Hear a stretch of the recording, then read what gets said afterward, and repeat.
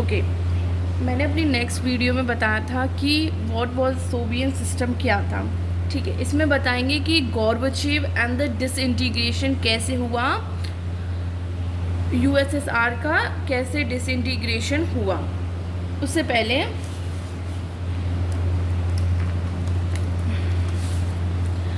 अगर first leader की बात की जाए कि यूएसएसआर के फर्स्ट लीडर कौन थे, क्या उसके बारे में समझते हैं। फर्स्ट लीडर अगर पहले पे बात की जाए तो आपके थे व्लादिमीर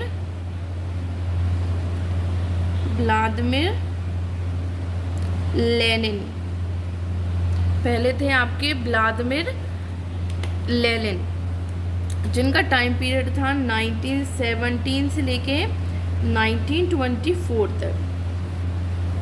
ओके, ये रशियन रिवॉल्यूशन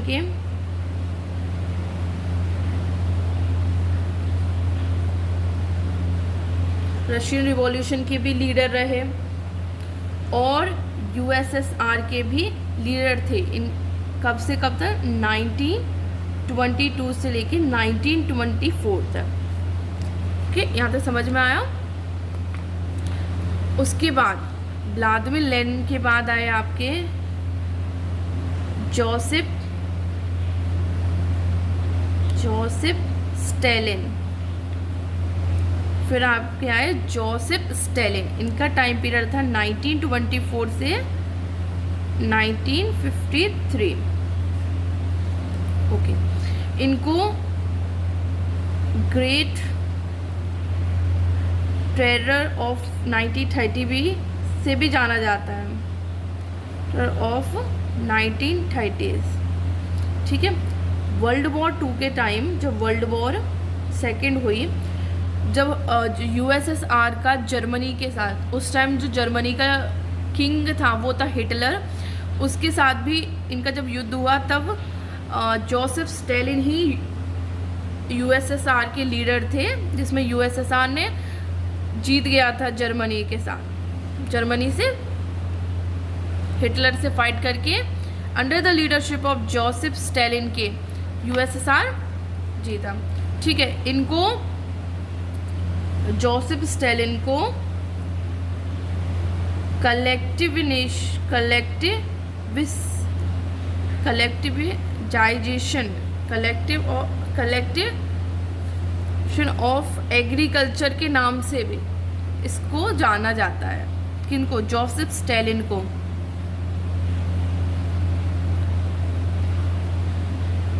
ठीक है,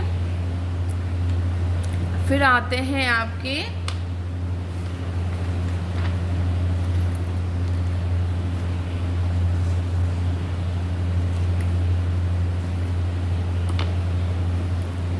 जोसेफ स्टेलिन के बाद आते हैं आपके निकिता खुर्शेव आते हैं आपके। निकिता के बाद जोसेफ स्टेलिन के बाद आते हैं आपके निकिता खुर्शेव।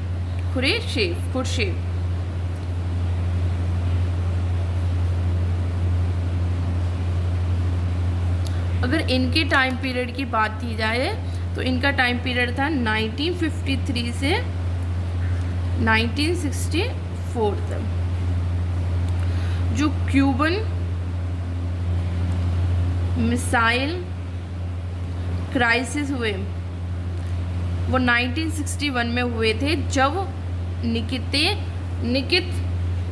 निकिता खुर्शेव लीडर थे। इनको क्यूबन मिसाइल क्राइसिस के लिए भी जाना जाता है। ठीक है, 1956 में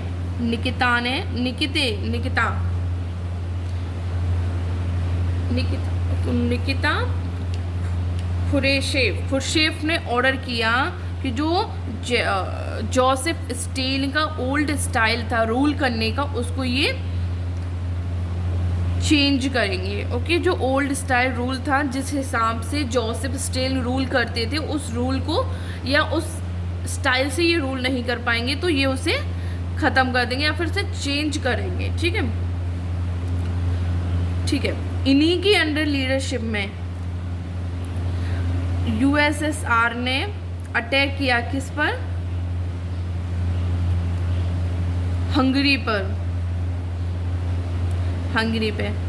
और इन्होंने थ्योरी भी दी थी किसकी, पीसफुल को एक्सिस्टेंस विद बेस्ट।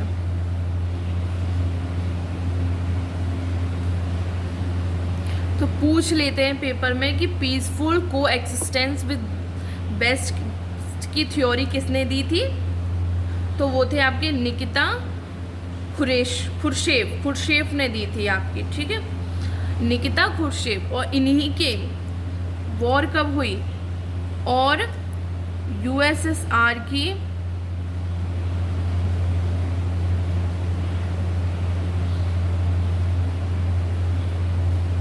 इनके बाद आते हैं आपके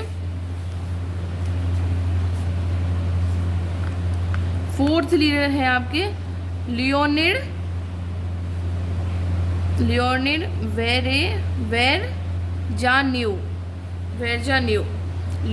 वेरजान्यू। क्या क्या तो नाम है इनके, वेरजान्यू।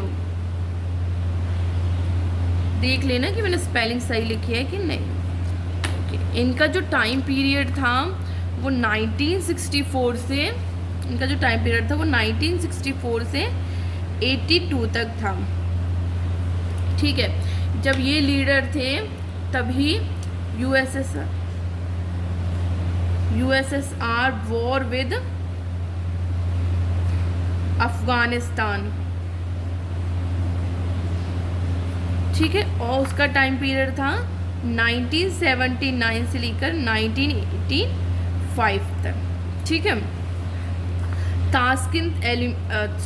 ताशकंद एग्रीमेंट, ये जब आप चैप्टर पढ़ेंगे फॉर जो इंडियन पॉलिटिक्स है उसमें है, चैप्टर नंबर शायद 4 और 5 है, उसमें पढ़ेंगे ताशकंद एग्रीमेंट, जो कि इंडिया की तरफ से लाल बहादुर शास्त्री से और पाकिस्तान की तरफ से हुआ था अयूब खान, ठीक है, ठीक है।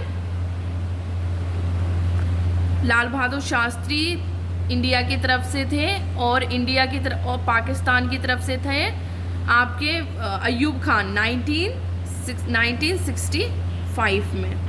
तो यही टाइम पीरियड था जब लिनॉयड आपके लीडर थे, ठीक है। इन 1971 में ट्रिटी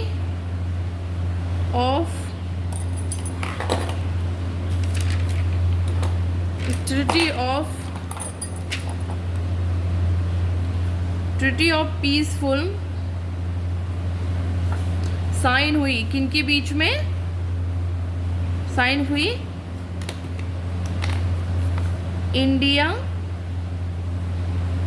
इंडिया एंड यूएसएसआर के बीच में। तो मेनली पेपर में पूछा जाता है, बोर्ड में नहीं पूछा गया, जो आपका इससे पिछली साल का जो बोर्ड का पेपर था उसमें ऐसा कोई भी क्वेश्चन नहीं था, बट हाँ पर आपके यूनिट या प्री बोर्ड में पूछ सकते हैं द ट्रिटी ऑफ पीसफुल कब साइन हुई इंडिया एंड यूएसएसआर के बीच में। ओके, मैं आपको वही चीज़ें बताऊंगी जो कि आपके एग्ज़ाम में आती हैं, ठीक है। और अगर आपको प्रीवियस ईयर के पेपर चाहिए तो कमेंट करके बताना, मेरे पास प्रीवियस ईयर के भी क्वेश्चन पेपर रखे हैं, मैं आपको वो भी करा दूंगी, ठीक है। उसके बाद जो आपके 5th लीडर थे वो थे आपके मिखाइल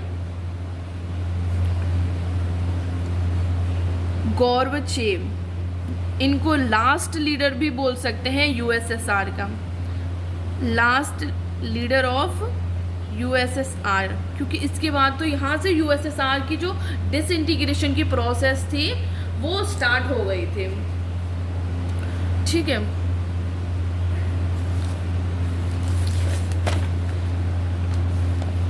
ठीक है,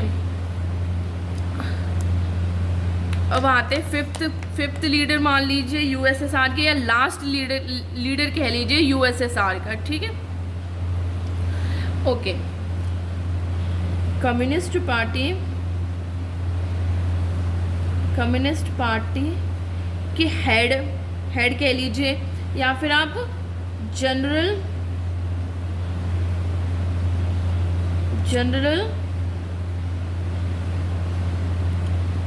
सेक्रेटरी कौन थे आपके?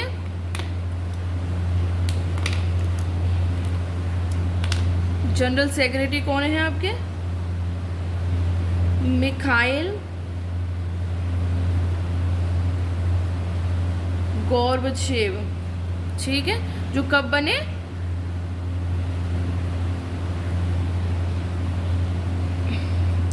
मैं इधर लिख देती हूँ, और कब किया? 1985 में, ठीक है। ये जो मिखाइल गोर्बाचेव थे वो 5th लीडर थे यूएसएसआर के, या फिर इनको हम लास्ट लीडर ऑफ यूएसएसआर कह सकते हैं, जो कम्युनिस्ट पार्टी के हेड, या फिर आप जनरल सेक्रेटरी कह लीजिए, जो 1985 में बने, ठीक है। जब मिखाइल गोर्बाचेव कम्युनिस्ट पार्टी के जनरल सेक्रेटरी बन गए तो इनका एक दोस्त था,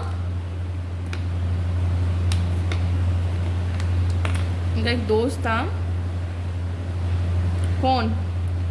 बोरिस एल्से इनके एक दोस्त थे मिखाइल गोर्बाचेव के। मिखाइल गोर्बाचेव ने इनको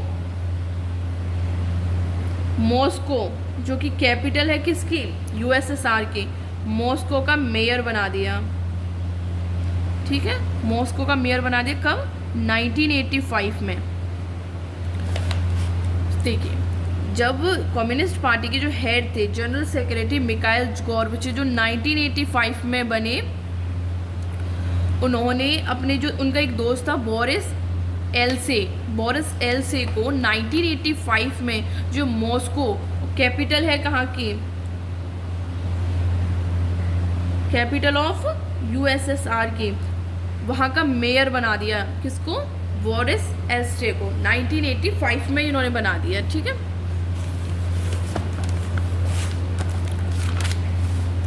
ठीक है, उसके बाद अब गोर्बाचेव आए तो उन्होंने कहा, क्या बोला कि मैं यूएसएसआर में क्या लाना चाहता हूँ? रिफॉर्म। मैं यूएसएसआर में रिफॉर्म लाना चाहता हूँ। तो क्या रिफॉर्म लाना चाहते हैं ये यूएसएसआर में? एक तो इकोनॉमिक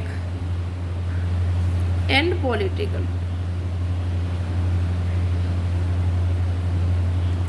जब मिखाइल गोर्बाचेव जब लीडर बने यूएसएसआर के, तो उन्होंने देखा जो यूएसएसआर की जो पॉलिटिकल सिस्टम है और जो इकोनॉमिक सिस्टम है वो पूरी तरह ख़राब हो चुका है। तो उन्होंने बोला कि अब इसमें रिफॉर्म लाने की ज़रूरत है, ठीक है। इकोनॉमिक में उन्होंने क्या बोला कि वो ओपन इकोनॉमी अपनाएंगे या ग्लेसनोस्ट करेंगे। ग्लेसनोस्ट का मतलब है कि वो ओपन इकोनॉमी अपनाएंगे। ओपन इकोनॉमी अपनानी पड़ेगी, ठीक है। अब जो यूएसएसआर के लोग थे, इनको बाद में समझते हैं। तो जो इकोनॉमिक रिफॉर्म में इन्होंने सोचा कि ओपन इकोनॉमी लाएंगे और पॉलिटिकल में हम मल्टी पार्टी सिस्टम लाएंगे। से पेरिस्टोरिका बोलते हैं, जिसमें हम मल्टी पार्टी सिस्टम लाएंगे। कहाँ पे? यूएसएसआर में। अब जो यहाँ के ये लोग थे और बोला इन्होंने जो सिचुएशन है वो हम नॉर्मलाइज करेंगे किसके साथ? वेस्टर्न कंट्रीज़ के साथ। जो अपनी सिचुएशन है, जो भी प्रॉब्लम है, उनको नॉर्मल करेंगे। अब जो यहाँ के पीपल थे यूएसएसआर के, वो बहुत भड़क गए, बोल रहे हैं अब तुम कभी लड़ते हो, अब कभी तुम सिचुएशन नॉर्मलाइज कर रहे हो। उन्होंने बोला अगर तुम यहाँ मल्टी पार्टी सिस्टम ले आओगे जो कि वेस्टर्न कंट्री या यूएसएसआर का है, तो हम नहीं अपनाएंगे। अब यहाँ पे लोग भड़क गए और उन्होंने प्रोटेस्ट करना स्टार्ट कर दिया, ठीक है। प्रोटेस्ट करना स्टार्ट कर दिया। प्रोटेस्ट स्टार्ट कर दिया, तो जैसे ये यूएसएसआर में है तो यहाँ प्रोटेस्ट, पर जो सेंट्रल एशियन कंट्रीज थी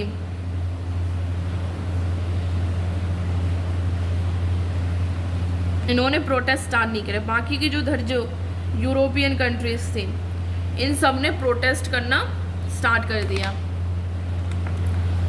क्या प्रोटेस्ट किया? तो क्वेश्चन पूछते हैं कि फर्स्ट कंट्री कि हमें इंडिपेंडेंट बना दो, हमें ऑटोनॉमी दे दो, ठीक है। तो क्वेश्चन पूछ लेते हैं कभी एमसीक्यूज में कि फर्स्ट कंट्री जिसने प्रोटेस्ट करना स्टार्ट किया तो वो थी आपकी लिथुआनिया।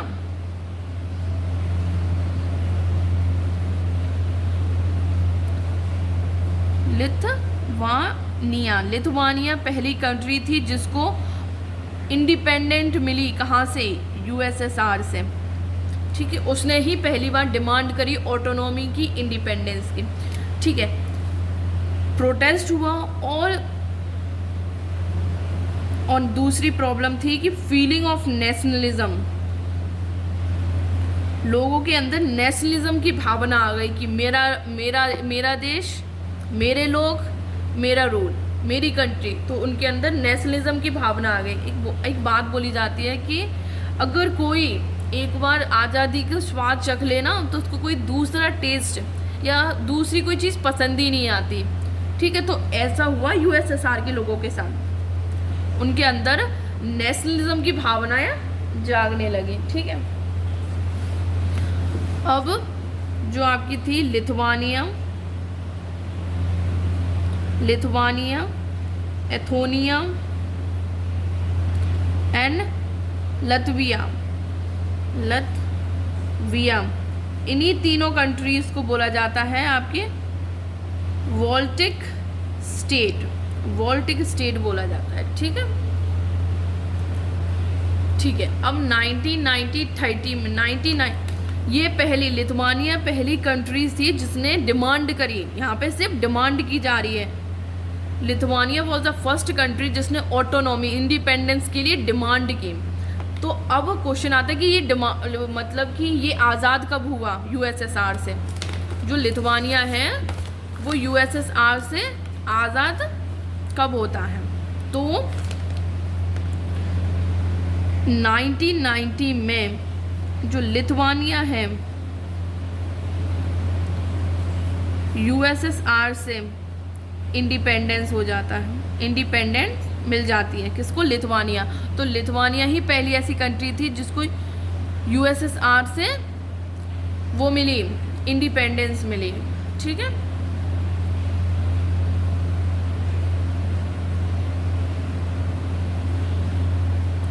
अब आते हैं कि ये है बोरिस येल्त्सिन। इसका क्या? ये है बोरिस येल्त्सिन, ओके। रशिया के लोगों से जाके मिल गया, जो ये था वो रशिया के पीपल से जाके मिल गया, ठीक है। जून 1930 में लिथुआनिया ने ऑटोनॉमी, इंडिपेंडेंस हो गया, तो और भी कंट्रीज़ ने, रशिया ने फिर डिमांड की किसकी? इंडिपेंडेंट कंट्री की। तो एल से बोरिस एल से मिल गया, किससे जाके? रशिया से जाके मिल गया। और जून 90 में इंडिपेंडेंस हो गई रशिया किससे? यूएसएसआर से।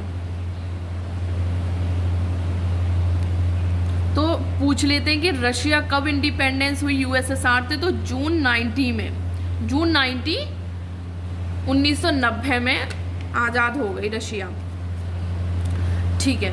फिर जून 1991 में इलेक्शन होते हैं। कहाँ पे? रशिया में इलेक्शन होते हैं जिसमें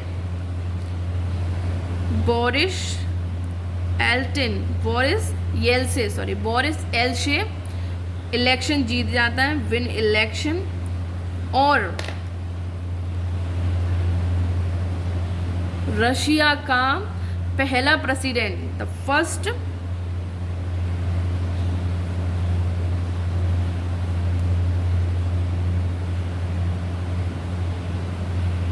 प्रेसिडेंट ऑफ रशिया कौन था आपका? बोरिस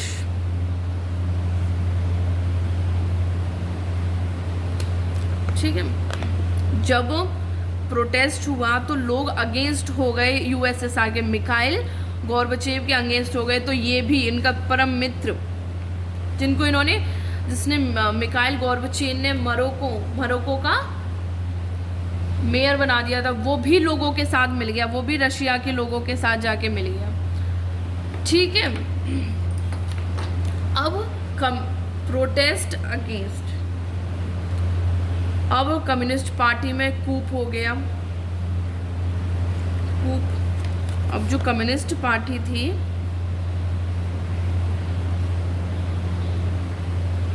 अब जो कम्युनिस्ट पार्टी थी उसमें क्या हो गया? कूप हो गया। कूप प्लेस कूप कब हुआ? कूप हुआ आपका 1991 में। तो 1991 में आपका हुआ कूप हुआ यूएसएसआर में। कूप का मतलब समझाती हूँ। जैसे कि मान लीजिए कोई बड़ा आदमी है जिसके पास पैसा है, मतलब बहुत ज़्यादा पैसा है, ठीक है, वो बड़े बड़े लोगों को हायर करता है, और जो देश का पीएम है और पार्लियामेंट, ठीक है, जैसे कि मान लीजिए एक आदमी है, उसके पास बहुत मनी है, बहुत ज़्यादा मनी है उसके पास, तो वो बड़े बड़े लोगों को हायर करता है, ठीक है, और उनके साथ सीधा कहाँ पहुँच जाता है? पार्लियामेंट। और पीएम और जितने भी पार्लियामेंट में मेंबर होते हैं उन सबको अलग हटा देता है और सारी पावर अपने हाथ में ले लेता है। तो इसको बोलते हैं कूप, ठीक है। तो यही हुआ कम्युनिस्ट पार्टी में, ठीक है। जो कम्युनिस्ट पार्टी के जो हार्ड लाइन लीडर थे, हार्ड लाइन मतलब जो डाई हार्ड थे बिल्कुल, उन्होंने क्या किया? जो मिखाइल गोर्बाचेव थे उनको हटा दिया और खुद पावर में आ गए, ठीक है। तब जब ये कूप हुआ तो इसके अगेंस्ट में प्रोटेस्ट स्टार्ट किया किसने? बोरिस एल्से ने। कूप के अगेंस्ट, प्रोटेस्ट अगेंस्ट कूप बाय बोरिस एल्से ने। अब उसका मित्र है तो उसको बुरा तो लग रहा होगा, ठीक है। तो उसने इस कूप के अगेंस्ट वो कर दिया, प्रोटेस्ट स्टार्ट कर दिया, ठीक है। तो यहाँ तक समझ में आया। उसके बाद दिसंबर 1991 में, दिसंबर 1991 में, ठीक है, जो बोरिस एल्से है उसकी अंडर, उसकी लीडरशिप में, बोरिस एल्से के अंदर 3 कंट्रीज आते थे। कौन कौन सी? 3 कंट्री आते थे, उसके अंडर 3 कंट्रीज आती थी। कौन सी थी? पहली तो आपकी थी रशिया, ठीक है, यूक्रेन एंड बेलारू। और इन्होंने अनाउंस कर दिया कि यूएसएसआर वॉज डिसइंटीग्रेट, ठीक है, डिसइंटीग्रेट हो गया। बट कम्युनिस्ट पार्टी अभी तक इंटीग्रेट नहीं हुई। इन्होंने क्या बोला कि जो कम्युनिस्ट पार्टी है, जो कम्युनिस्ट पार्टी थी ऑफ यूएसएसआर, वो हो गई बैन, उसको कर दिया बैन, ठीक है। बट अभी भी यूएसएसआर डिसइंटीग्रेशन नहीं हुआ है। उन्होंने बोली तो दिया अभी यूएसएसआर डिसइंटीग्रेशन अभी यूएसएसआर का हुआ नहीं है, क्योंकि अभी जो मिखाइल गोर्बाचेव थे उन्होंने अपनी पोस्ट से रिज़ाइन नहीं किया है। ये तो रशिया, यूक्रेन, बेलारूस कंट्रीज ने बोला कि जो अब यूएसएसआर जैसी कोई कंट्री एग्जिस्ट नहीं करती है, बट अभी भी डिसइंटीग्रेशन नहीं हुआ है यूएसएसआर का। तो यूएसएसआर का डिसइंटीग्रेशन कब होता है वो मैं आपको आगे बताती हूँ। उससे पहले अब जो सेंट्रल एशियन कंट्रीज थी वो यूएसएसआर को छोड़ना नहीं चाहती थी बिल्कुल, एंड द एंड वो छोड़ना नहीं चाहते थे, ठीक है। तो making of CIS common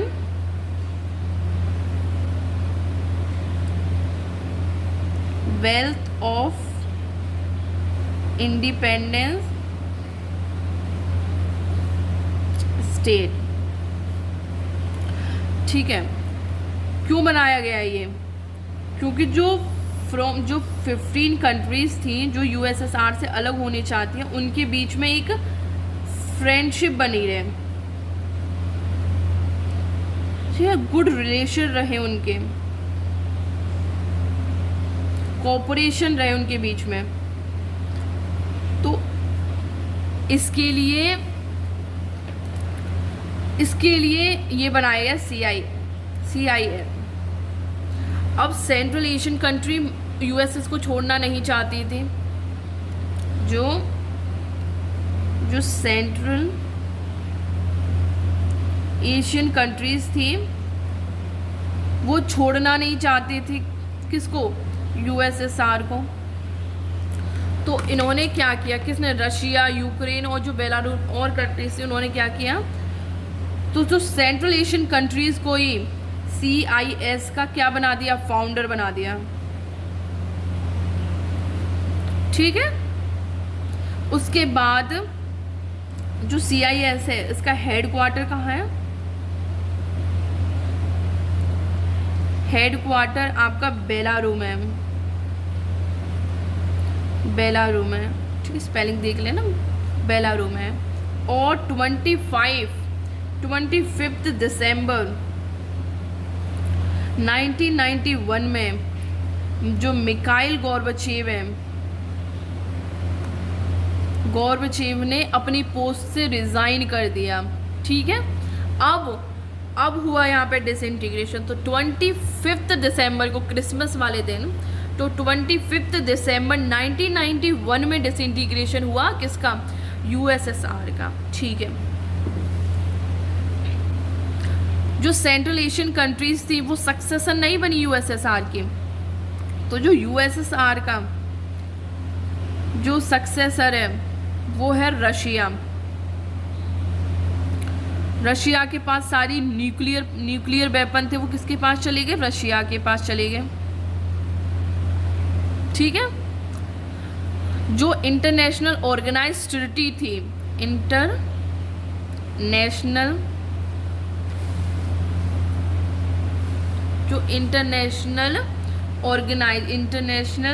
territory है वो किसने साइन? जो यूएसएसआर ने साइन करी थी,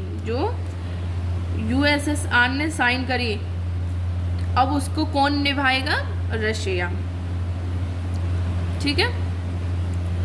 रशिया परमानेंट मेंबर बन गया,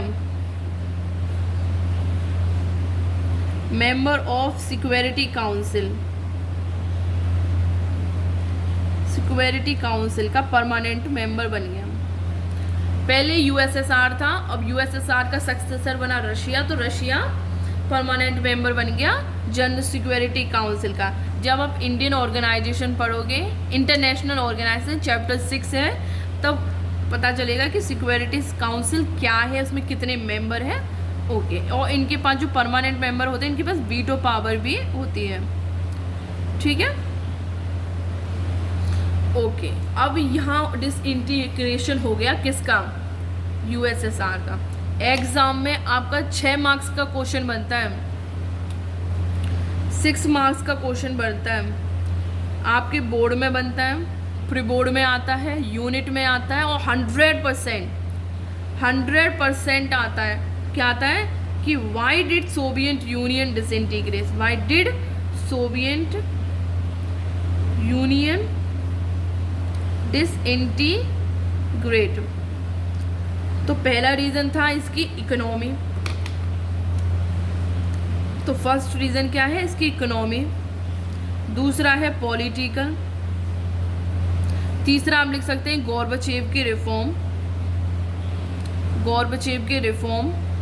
और अगर ज़्यादा इनहेंस करना है अपने क्वेश्चन को या अपने आंसर को अच्छे से, तो आप एक पॉइंट लिख सकते हैं नेशनलिज्म, राइज ऑफ नेशनलिज्म। ठीक है, इकोनॉमी समझाती हूँ कि अगर इकोनॉमी की बात की जाए तो जो यूएसएसआर की थी, जो इंटरनल वीकनेस थी economic and the political institution में, ठीक है, उसके बाद जो इकोनॉमी थी वो इकोनॉमिक स्टेगनेशन आ गया था। ठीक है, दूसरा पॉइंट है। तीसरा पॉइंट है जो मच मोर इकोनॉमी थी वो यूज़ हो रही थी किसमें? मिलिट्री में, न्यूक्लियर में, इन्हीं को मेंटेन करने में आपकी इकोनॉमी जा रही थी। ठीक है, 3-3 पॉइंट लिख सकते हैं आप। ठीक है, ऐसे। उसके बाद आता है आपका पॉलिटिकल। पॉलिटिकल में वन पार्टी सिस्टम था। ठीक है, लैक ऑफ फ्रीडम थी, आप लिखेंगे वन पार्टी सिस्टम था एक, तो लैक ऑफ फ्रीडम थी। ठीक है, अनअकाउंटेबल गवर्नमेंट लिख सकते हैं आप, ब्यूरोक्रेटिक एंड ऑथोरिटेरियन गवर्नमेंट, और ब्यूरोक्रेटिक एंड ऑथोरिटेरियन, तो ये हो गए चम। ठीक है, अगर गोर्बाचेव की रिफॉर्म की बात करी जाए तो जब गोर्बाचेव ने अपने रिफॉर्म उसमें यूएसएसआर में बोला कि ये रिफॉर्म है, तो अब जो यूएस वहाँ के लोग थे उन्होंने बोला कि आप बहुत लेट हो गए इनको रिफॉर्म को अप्लाई या इम्प्लीमेंट करने में। ठीक है, और जब ये रिफॉर्म कम्युनिस्ट पार्टी के जो लीडर थे उनके सामने रखा गया, तो अब वो बोलते हैं कि आप बहुत ज़्यादा ही जल्दी कर रहे हैं कुछ इनको रखने में। मतलब दोनों के ही बीच में गोर्बाचेव फंस गए थे, और इसी बीच में थग ऑफ वॉर हुई, लिखेंगे थग ऑफ वॉर, जिसमें जो डिवीज़न हो गया किसका? पब्लिक ओपिनियन का, division of public opinion.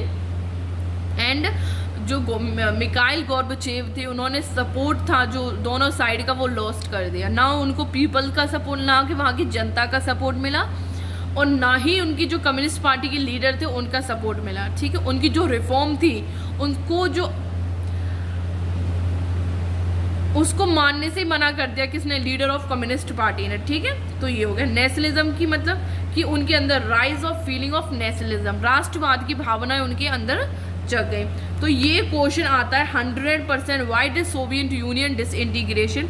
100% question पूछा जाता है, 6 मार्क्स में आता ही आता है। ठीक है, उसके बाद आता है आपका कॉन्सिक्वेंसेस ऑफ डिसइंटीग्रेशन।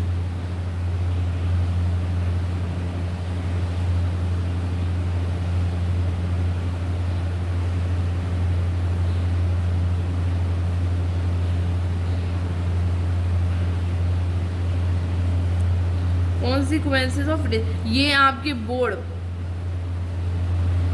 2024 के एग्जाम में पूछा गया था कि क्या क्या कॉन्सिक्वेंसेस रहे। 4 मार्क्स का क्वेश्चन था ये, 4 मार्क, कि क्या क्या कॉन्सिक्वेंसेस रहे कि डिसइंटीग्रेशन के बाद, जब डिसइंटीग्रेशन हो गया, कॉन्सिक्वेंसेस क्या निकले, क्या परिमाण क्या निकले। पहला निकला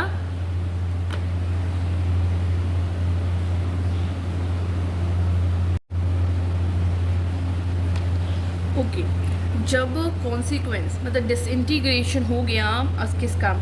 यूएसएसआर का, तो क्या कॉन्सिक्वेंसेस निकले, क्या परिमाण निकले जब डिसइंटीग्रेशन हो गया? डिसइंटीग्रेशन हो गया यूएसएसआर का, तो व्हाट वाज द कॉन्सिक्वेंसेस क्या निकल के आई? बोर्ड 2024 में ये क्वेश्चन पूछा गया था कि 4 मार्क्स का क्वेश्चन था कि कॉन्सिक्वेंसेस क्या हैं ऑफ डिसइंटीग्रेशन के। ठीक है, अगर डिसइंटीग्रेशन की बात की जाए कि उसके क्या क्या कॉन्सिक्वेंस निकले। ठीक है, तो पहला कॉन्सिक्वेंसेस है कि एंड हुआ किसका? एंड ऑफ आइडियोलॉजी, एंड हुआ आइडियोलॉजी का। कोल्ड वॉर ख़त्म हो गए, ठीक है। ये यूएसएसआर था और जब ये यूएसए है तो इनके बीच में क्या चल रही थी, कोल्ड वॉर। जब इसका डिसइंटीग्रेशन हो गया तो ऑटोमेटिकली जो कोल्ड वॉर थी वो अपने आप ख़त्म हो गई, ठीक है। तो कोल्ड वॉर का ख़त्म हुआ, जो आर्म रेस थी वो भी एंड हो गई, ठीक है। आइडियोलॉजी एंड हो गई, ठीक है। Capitalism form as a dominant form of ownership, dominant form of ownership। अब वर्ल्ड में capitalism as a dominant form of ownership stabilize हो गई, ठीक है। और जो पावर रिलेशन थे, power relation in world politics वो चेंज हो गए। मतलब कि अगर बात की जाए, जब आपका यूएसएसआर और यूएसए थे तब इनके रिलेशन अच्छे नहीं थे, बट जब ये इसका डिसइंटीग्रेशन हो गया तो अलग 15 कंट्रीज़ बन गई विद अपनी नई आइडियोलॉजी के साथ, इंडिपेंडेंट कंट्रीज़ बन गई। उसके बाद वो रशिया था यूएसएसआर का सक्सेसर, उसकी अच्छी फ्रेंडशिप हो गई किसके साथ, यूएसएसआर के, यूएसए के साथ।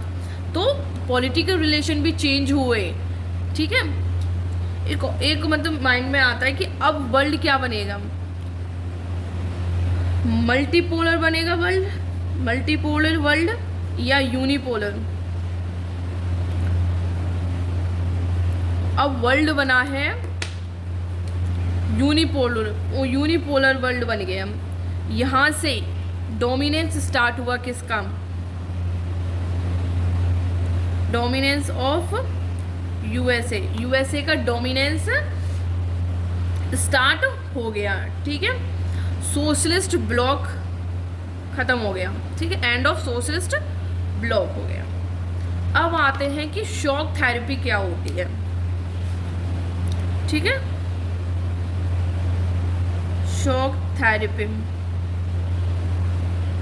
शॉक थेरेपी से आपका यूनिट 1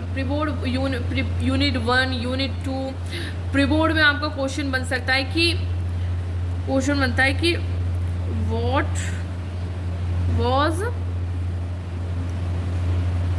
शॉक थेरेपी, ठीक है, and the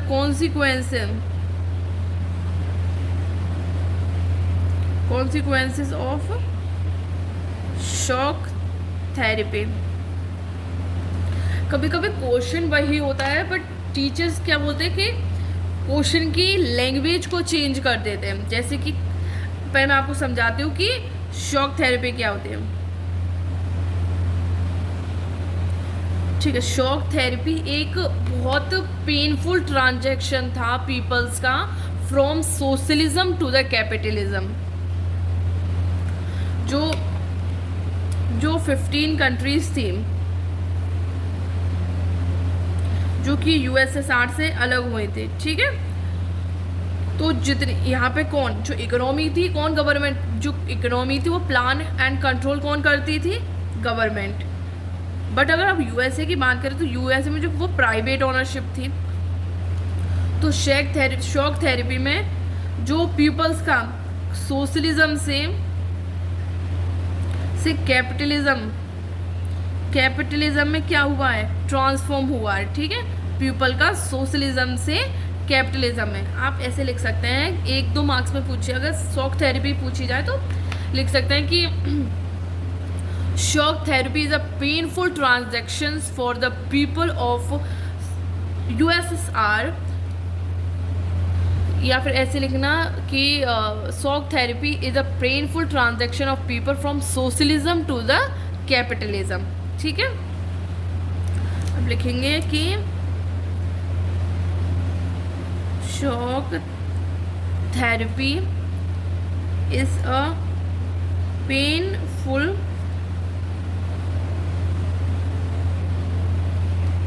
transaction of people from socialism to capitalism. और इन कंट्रीज़, ये होता है आपका शॉक थेरेपी, ठीक है। और इन कंट्रीज़ की जो 15 कंट्रीज थी जिनकी मदद करी कि चेंज करने में, तो वो influence by IMF। Shock therapy के बाद आप ये लिखेंगे नीचे, influence by RFF and IMF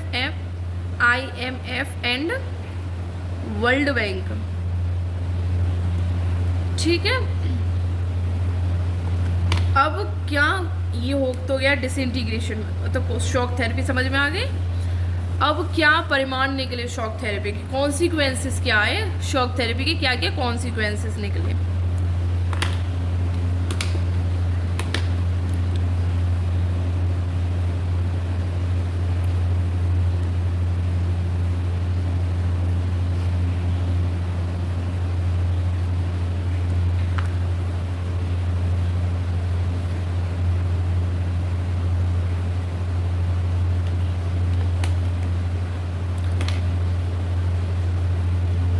ठीक है, क्या परिमाण निकले शॉक थेरेपी के।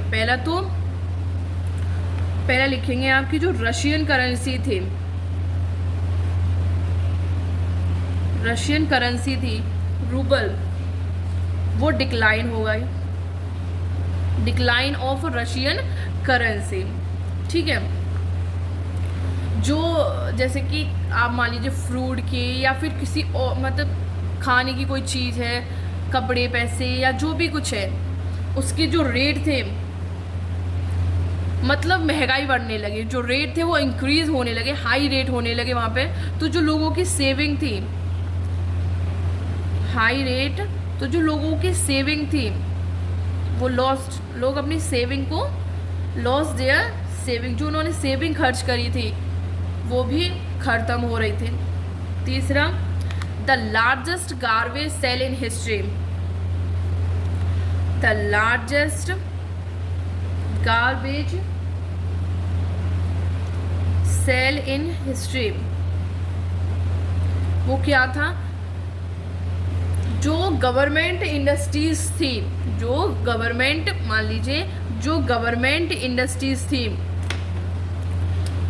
वो सेल कर दी गई किसको, और बहुत कम दामों पे, बहुत कम मनी में, बहुत कम पैसों में, किसको सेल कर दी गई, प्राइवेट कंपनीज को। जो गवर्नमेंट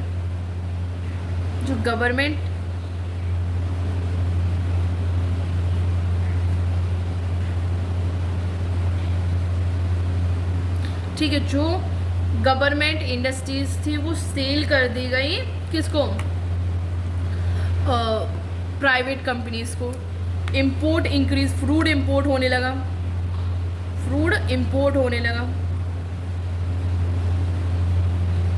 ठीक है। माफिया इमर्ज होने लगा, क्राइम बढ़ने लगा है, माफिया इमर्ज होने लगे,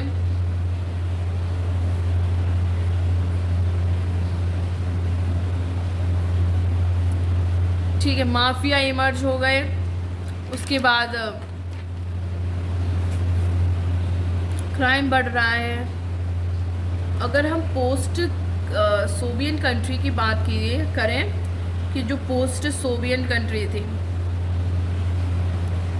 जो 15 कंट्रीज थी यूएसए की, वेस्टर्न के साथ मतलब जो बेस्ट के साथ फ्रेंड बनने लगी, और जो स्कॉलर थे वो यूएसएसआर को छोड़ के जाने लगे।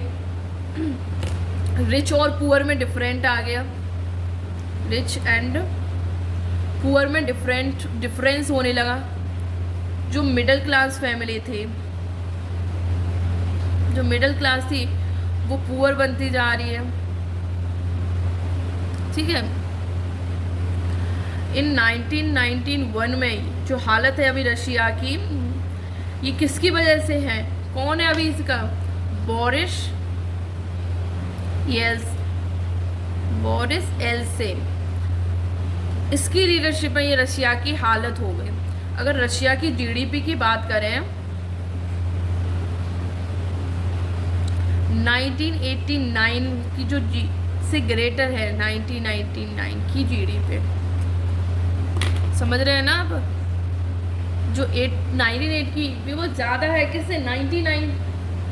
1999 की जीडीपी से। अब आप सोचेंगे कि जो ये Russia, central Asian, European countries हैं, इनकी इकोनॉमी कभी चेंज हुई, मतलब इनकी हालत कभी अच्छी हुई? तो हाँ, इनकी हालत अच्छी हुई। रशिया,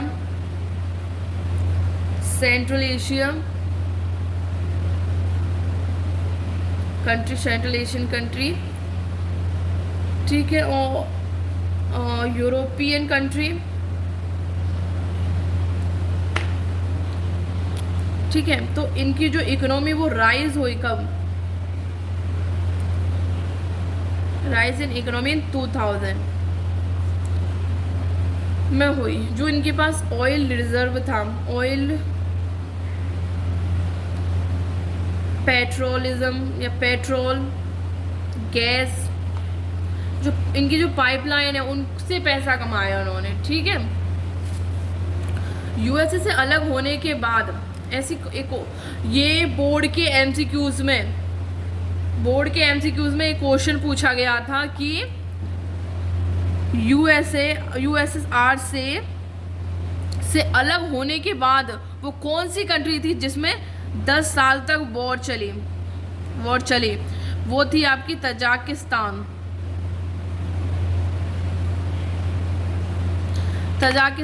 थी। और ये क्वेश्चन 1 मार्क में बोर्ड 2024 में पूछा गया था कि ऐसी कौन सी कंट्री है जिसमें 10 साल तक वॉर चली? तो वो थी तजाकिस्तान। और जो इंडिया और रशिया का रिलेशन की बात है कि